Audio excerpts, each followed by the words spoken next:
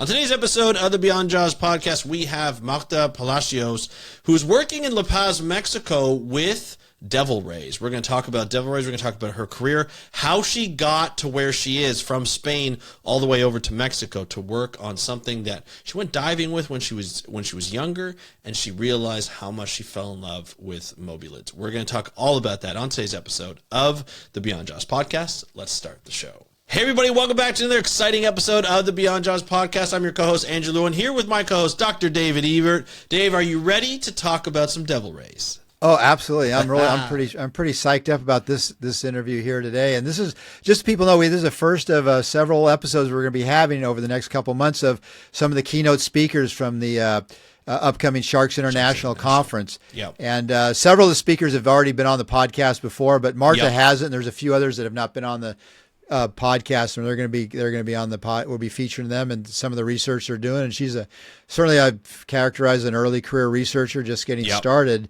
And she found a little known species of devil ray, that the monk's devil ray, and she got onto it, has become like a world expert on those things now. So I'm really looking forward to hearing her story and learn and find out more about her journey. Absolutely. So let's get into the interview with Marta. Enjoy, and we'll talk to you after. Hey, Marta, welcome to the Beyond Jaws podcast. Are you ready to talk about Mobula rays?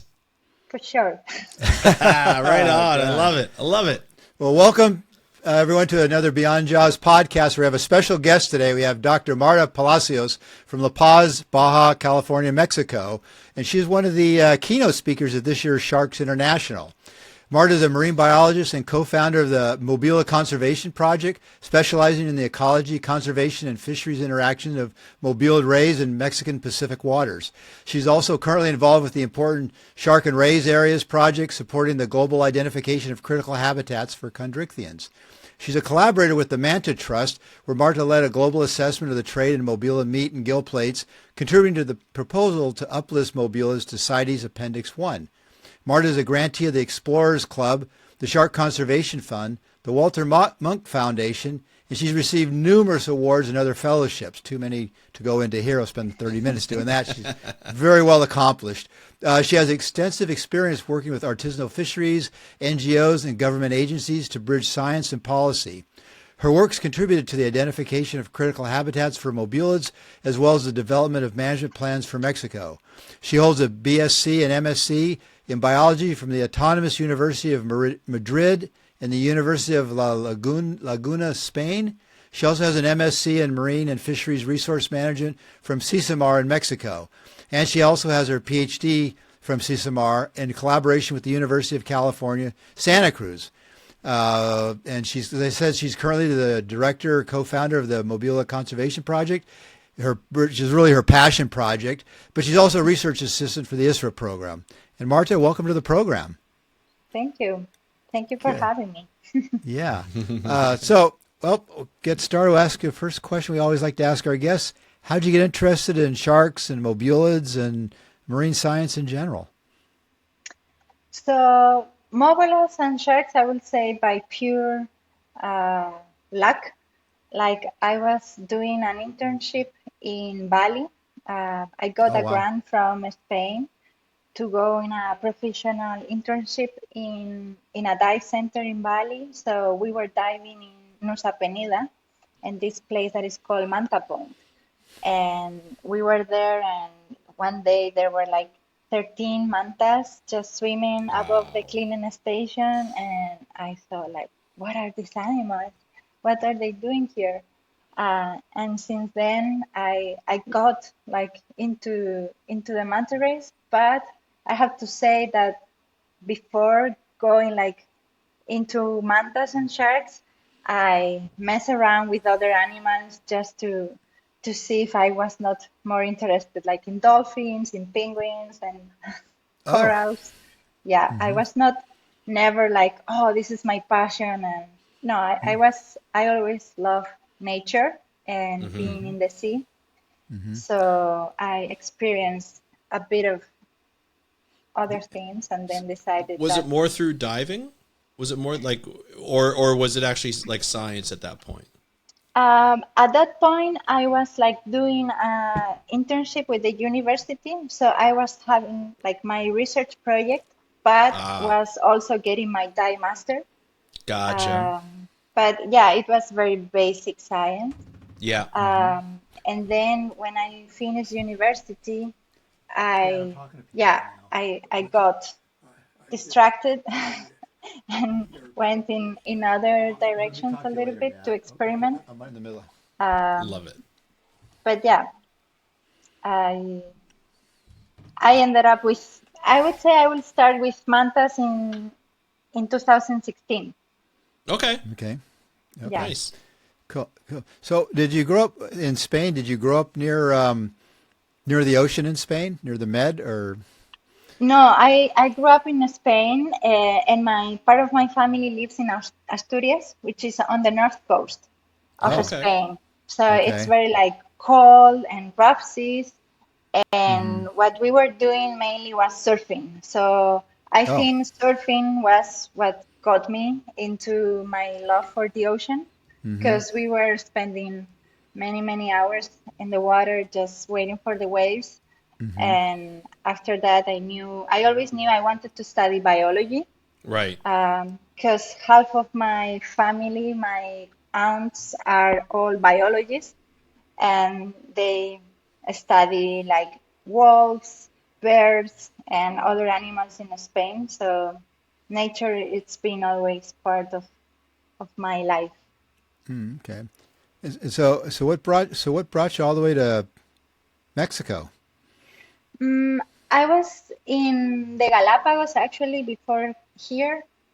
Um, and well, I did one semester in Mexico many years ago, like in 2014, Hmm. and then went to New Zealand, to Brazil, Ecuador. And when I was in Ecuador, I was doing an internship with Manta Trust at the Charles Darwin Foundation. Hmm. And there I met Thomas Peshak because he was there to tag some manta rays.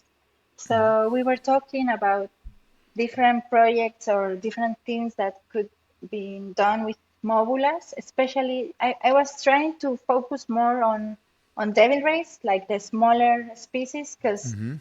at that time I thought like mantas were like everybody was doing mantas, so I was more interested Some of in the the other devil. mobulas. Yeah. Yeah, in the devil rays that were more like unknown. Hmm. Interesting.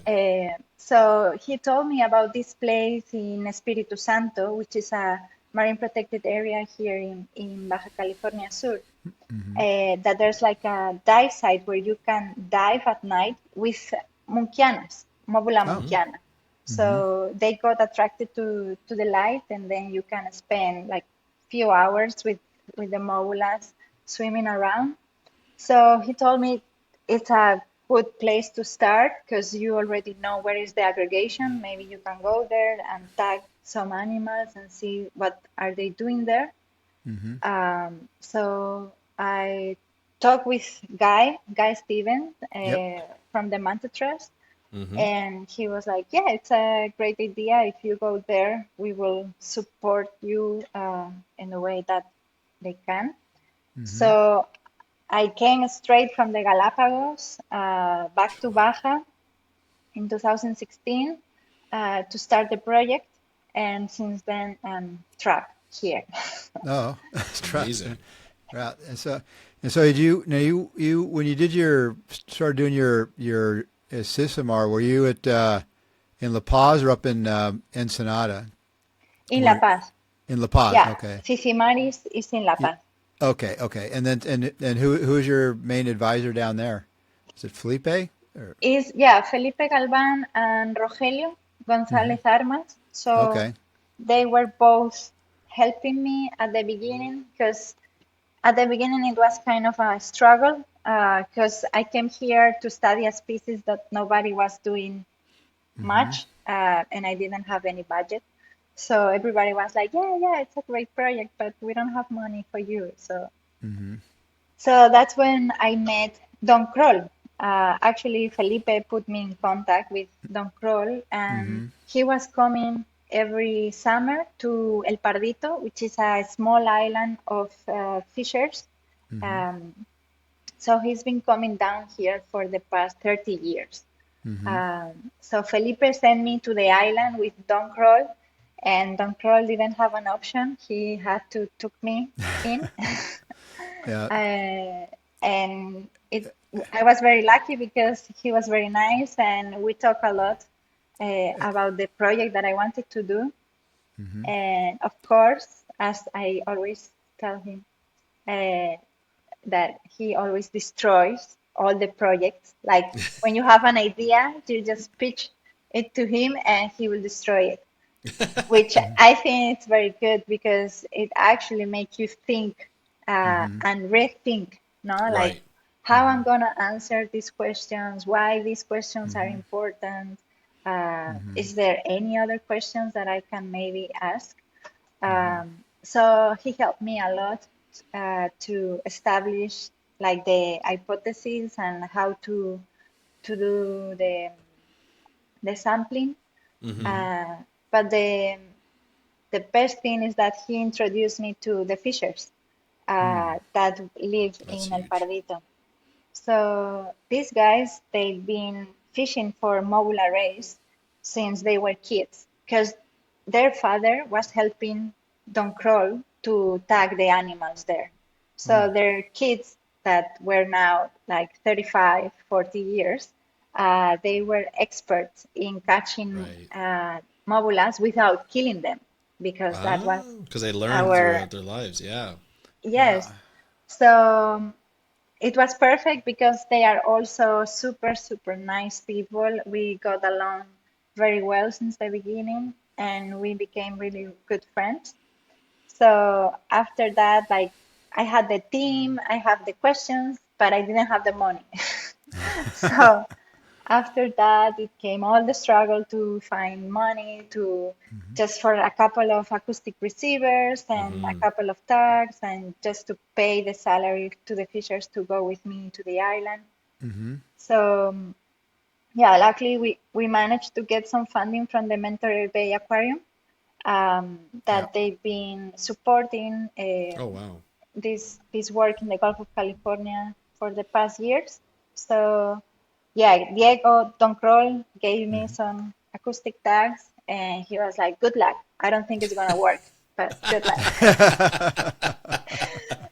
So yeah, I the first time we went to the island with the fishers, I was with my friend Abel Trejo, who is also a shark researcher, and actually he's like the mastermind from where I learned everything.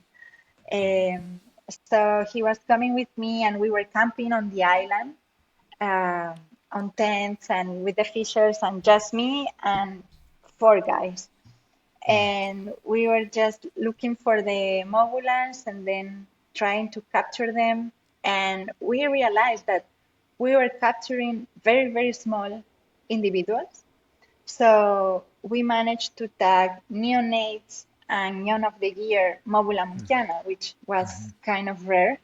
Mm-hmm. And then we deployed the receivers around the bay, and we started to do the same for a year and a half. Mm-hmm. So at the end of the project, we came out with the result that this area is a nursery area for Mobula munkiana in the Gulf of California. Um, so yeah, Well, it it's was very nice. Uh-huh. the Mobula monkeyana. It's one of it's kind of a regional endemic species. It only occurs really in the eastern Pacific, and Mhm. is it the smallest of the Mobulas, devil rays, or is Is the smallest one, and is Mhm. only found from the Gulf of California to the north coast of Peru. Okay. So yeah, it's endemic to the eastern tropical Pacific, and at that time we didn't know we didn't know much about the species more than they were very abundant in, especially in the Gulf of California, because you could see them jumping Hmm. all over, but nobody knew what were they doing there and what was like kind of the fundamentals of the ecology of the species.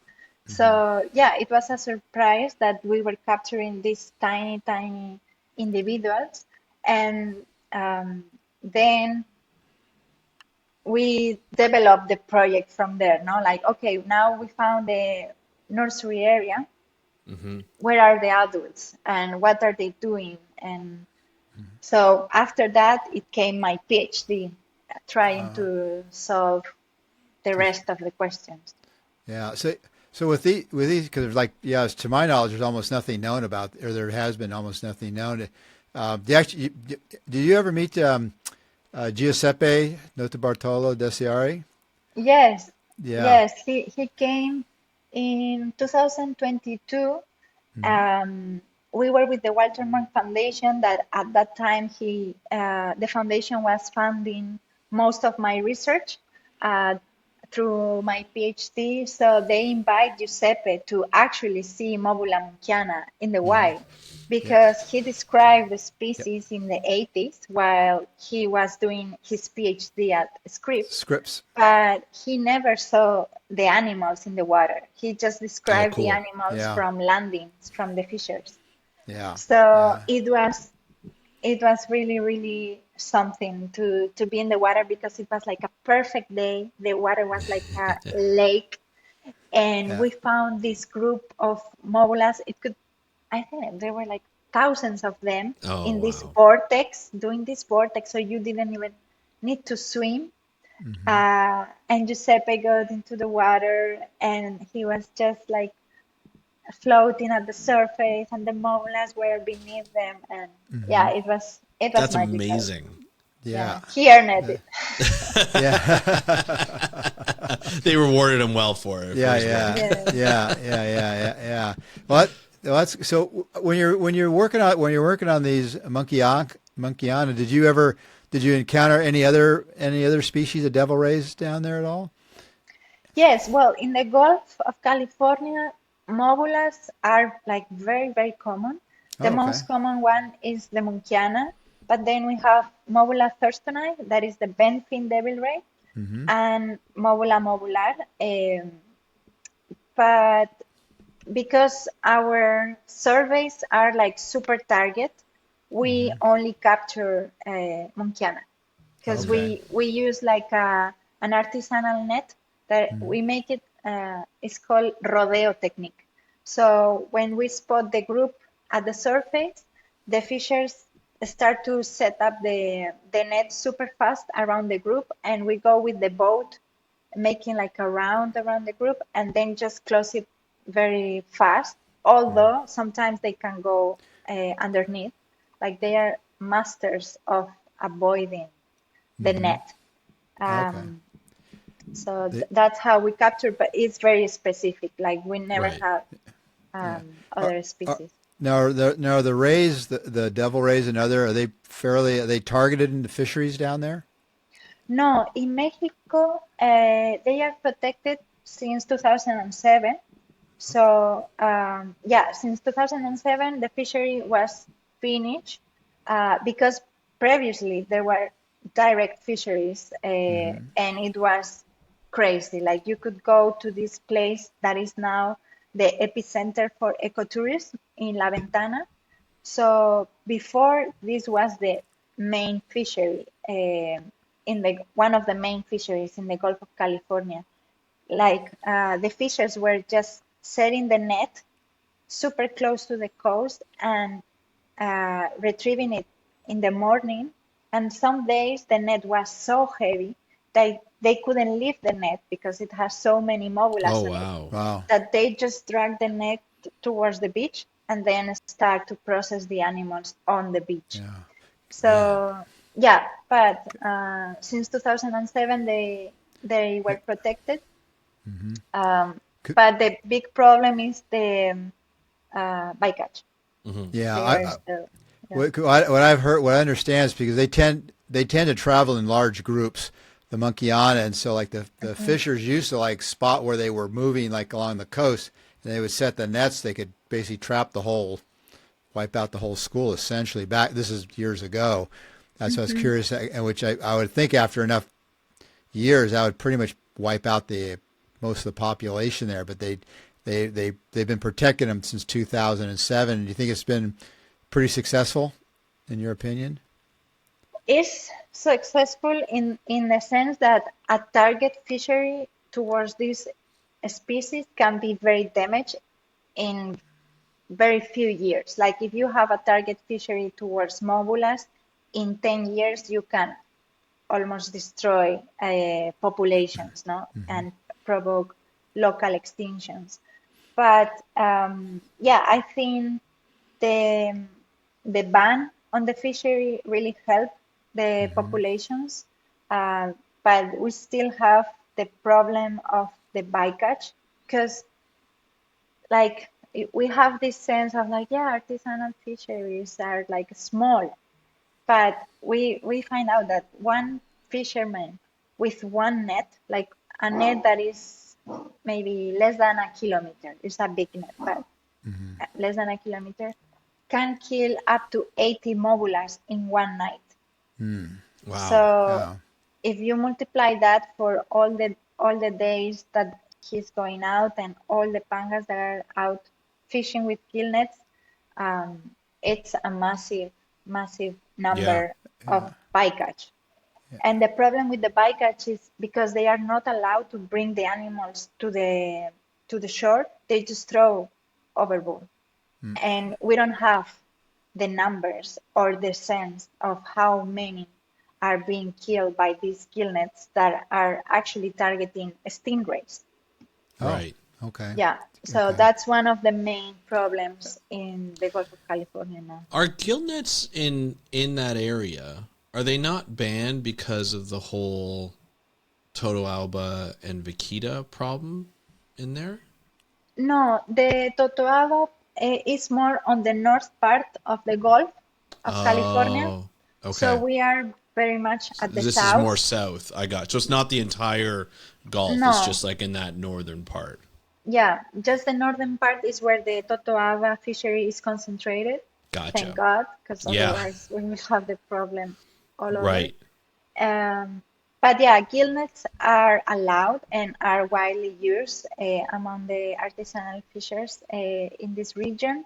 They use it for angel sharks and other Okay. stingray species that actually have like a huge market here. Right. Um, so yeah, So they don't want the devil rays in their nets. no, the thing is they don't target the devil rays, but if they have devil rays, sometimes they process the meat as well, and they sell it under other names. Ah, And that okay. that was another study that we conducted in 2022 in the supermarkets of La Paz. So we were collecting mantarraya because they call everything mantarraya. It's like Right. the umbrella term. And we find out that under mantarraya there are actually 14 species of sharks and rays. And among those species are two mobulas that are federally protected. So that's the problem. Also, the meat of the mobulas are not very high value here because Okay. they have like a dark meat. Okay. Um, they Yeah. actually call it here cubanas because of the um, dark color of the meat. Oh, interesting. Um, so it's very low priced, and the fishers doesn't get much money for the mobulas. They Right. get more for the stingrays. Uh, but Okay. yeah, it's a bycatch because of the habitat overlap Ha- of Have the you done species. much? Have you gone elsewhere along the Pacific coast of Mexico to see, or Central America to see if you find any other aggregations of these things? So Munkiana, they aggregate pretty much everywhere they exist. That's the thing. Okay. It's something that is within their species, no? Ecologically, they aggregate. The thing here in Baja is these massive aggregations. We've monitored these aggregations that are like thousands of individuals in less than 1 kilometer. So it's very seasonal, and it goes by pulses, but it's along a migration that they are conducting around the peninsula. They also aggregate. For example, if you go to Guerrero or in Costa Rica, in Ecuador, in Peru as well, they also aggregate, Oh, but wow. you cannot find these massive groups as you see here. How come? Maybe it's because of the fisheries, like they've been so heavily fished Oh, I that see. Just not as abundant. there's Yeah. not as much, or it's just because we don't know.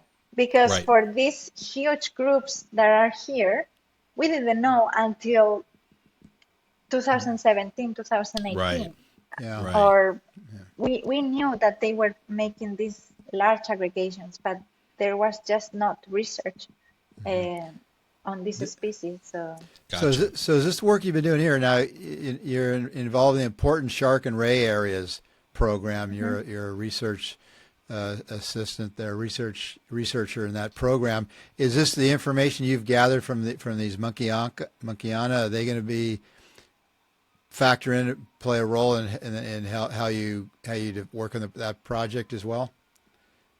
so for Munkianas, that's actually how I started with the ISRAS, with Yeah. important shark and race areas, because they were asking for proposals in 2022. I think it was the first region they were assessing.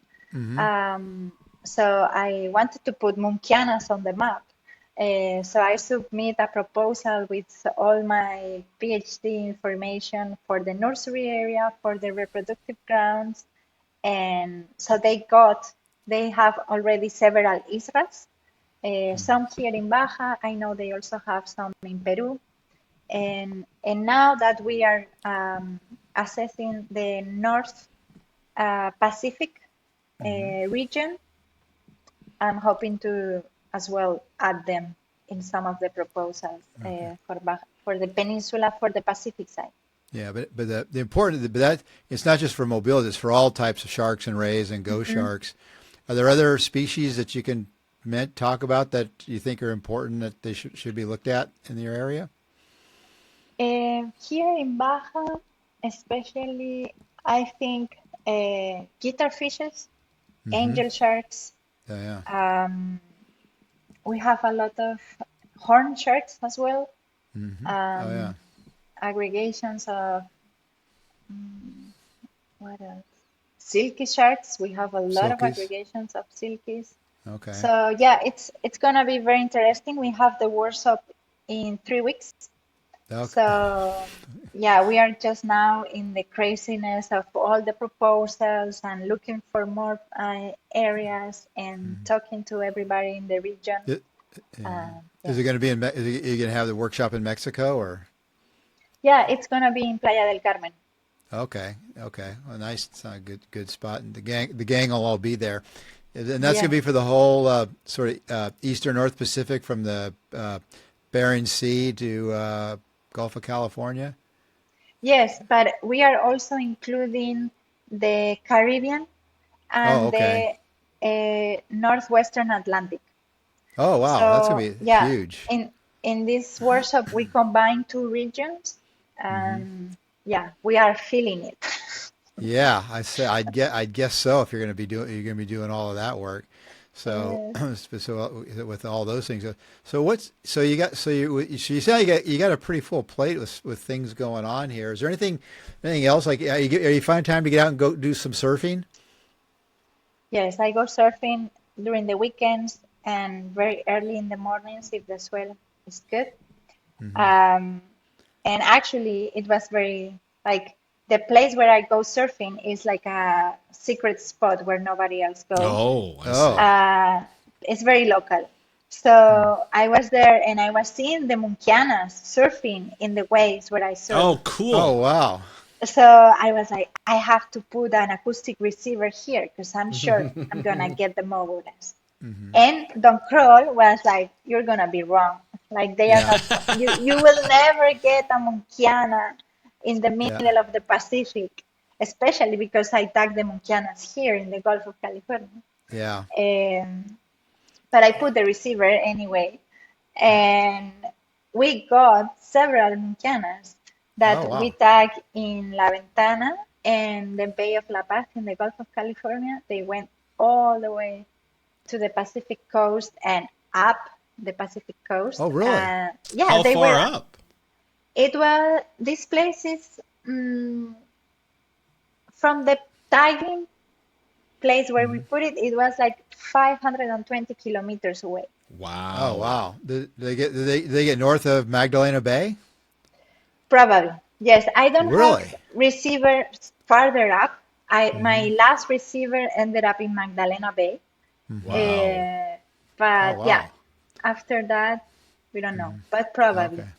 Well, you had to. Well, now, just for people out there, Don Kroll actually and I went to did our masters together at Moss Landing Marine Laboratories, and he's mainly a marine mammal guy, but he's always been a keen surfer. And so, did you have to share your secret surf spot with Don? Yes, yes. You I did. sent Okay. him the pin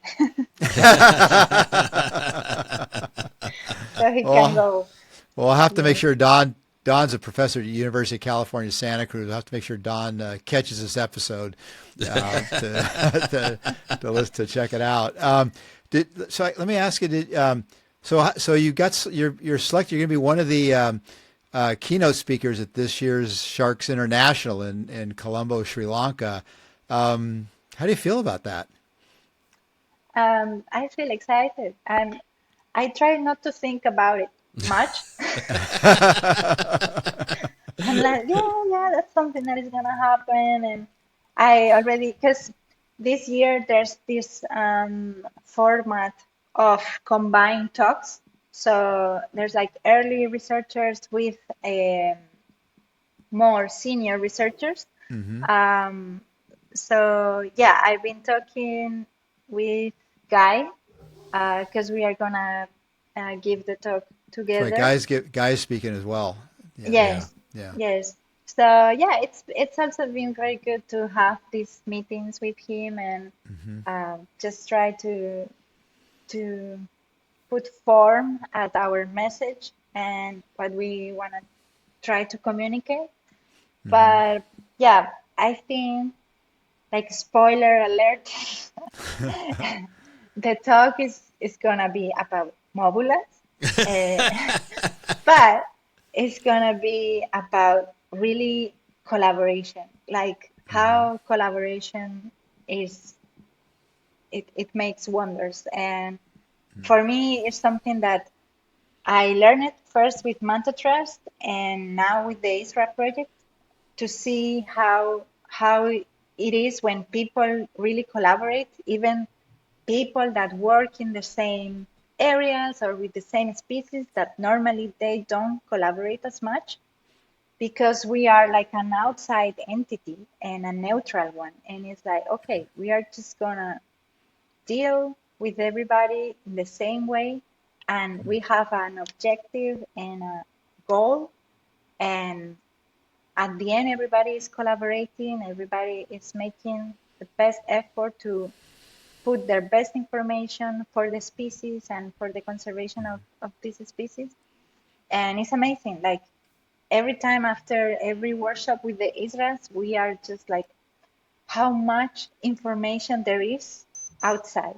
There, everybody Nice. has a lot of information, and how amazing is when everything comes together in a map. Or Yeah. Hmm. in the case of the Manta Trust, it was Hmm. for the global trade. Right. Hmm. Um, but yeah, it's like people is really open to collaborate. Sometimes we Yeah. just have to set the ground for it. Yep. Hmm.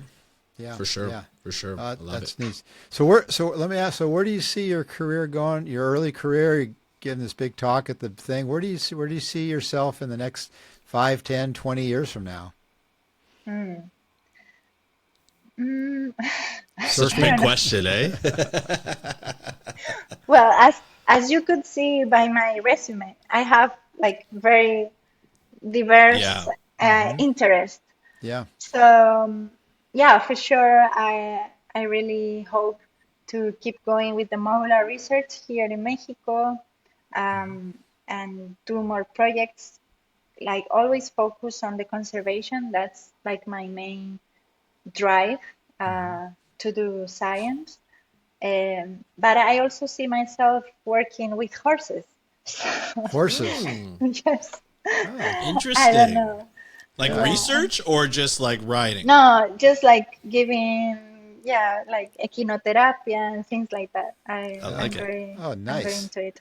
Oh, Yeah. that's I that's like it. that's good. How long you been into horse riding? Since I was 10. Since you're 10. Okay, Oh, okay. so you sound like you've been in the horses at least as long or longer than you've been into the sharks and mobulids. It sounds like. I've been actually more into horses than into Mobula. Yeah. Oh, nice.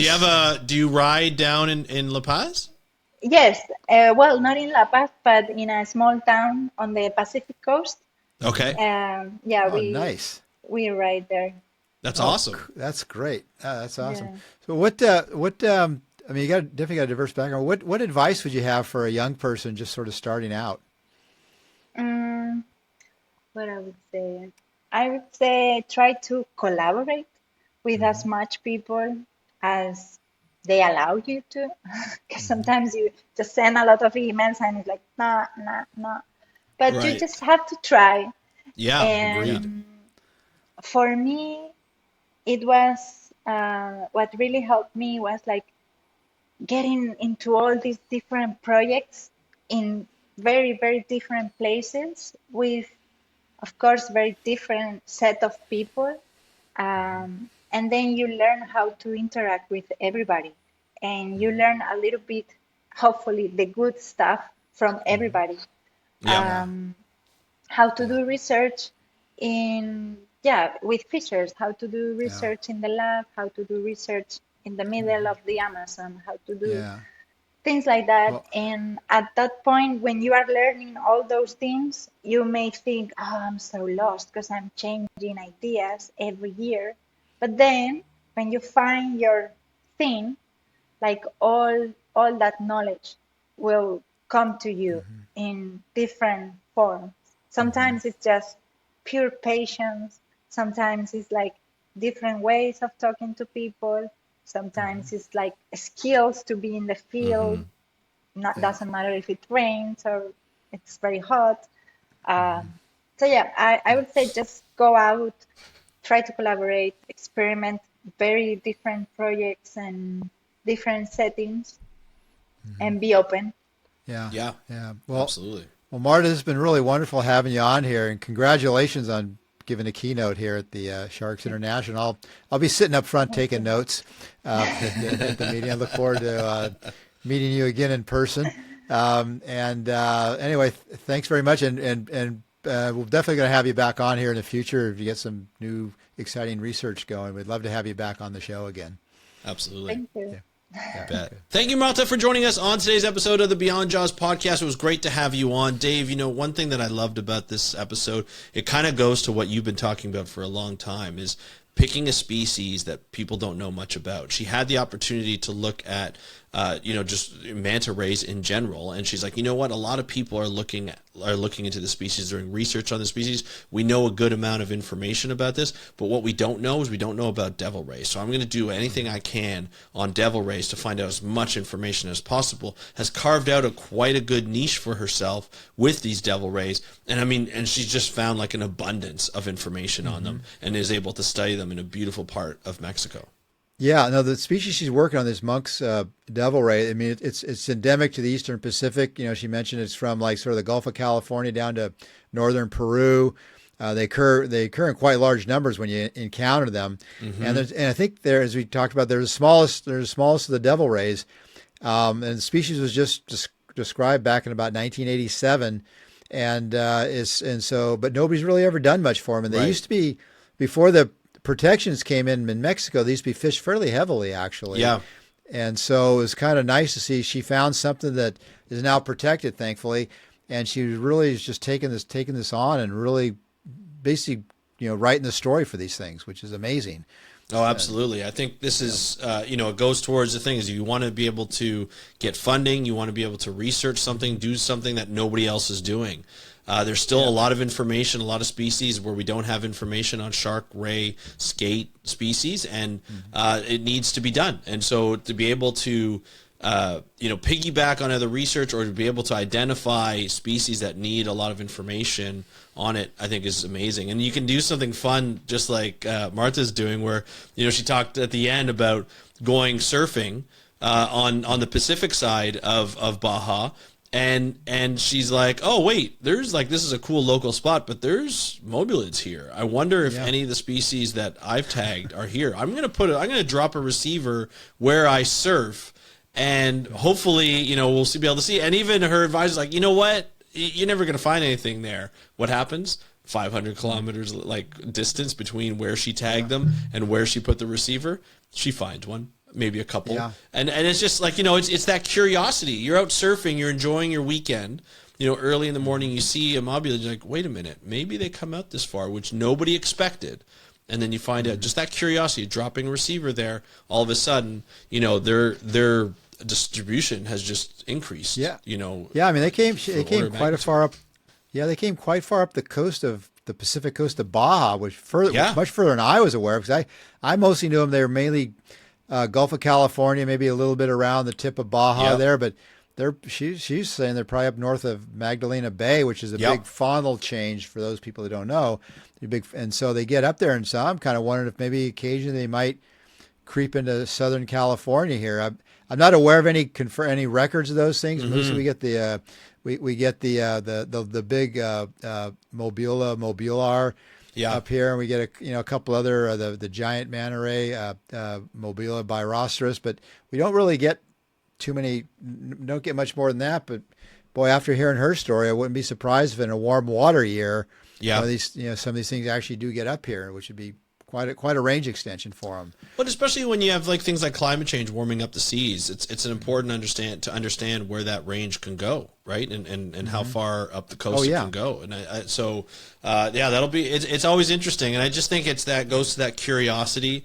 She has at the end she talked about Marta talks about how she had a wide range of curiosity, not just for underwater species, but even for horse species. And riding, she's been riding since she was 10. She rides in near La Paz, just along the coastline.